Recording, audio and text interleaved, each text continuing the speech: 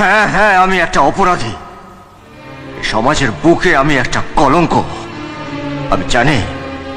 আমি জানি যে তুমি আমাকে ঘেন্না করো, আমাকে তুমি একটা ঘৃণ্য মানুষ ভাবো, কিন্তু কোনো মানুষ তার নিজের ইচ্ছে খারাপ হয় না। কোনো মানুষ তার মায়ের গর্ভের থেকে খারাপ হয়ে জন্মায় না।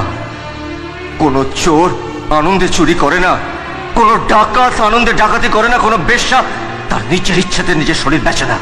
সময় আর পরিস্থিতি একটা মানুষকে খারাপ করে। তুমি খুব ভালো করে জানো যে একটা দরিদ্র মৃত মানুষের ভাগ্যে একটা চিতার কাঠও চটে না।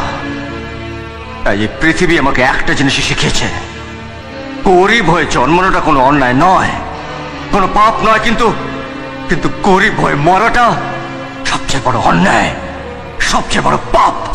সবচেয়ে বড় অন্যায়, সবচেয়ে বড় খুব ভালো, সবচেয়ে বড়। Excellent excellent.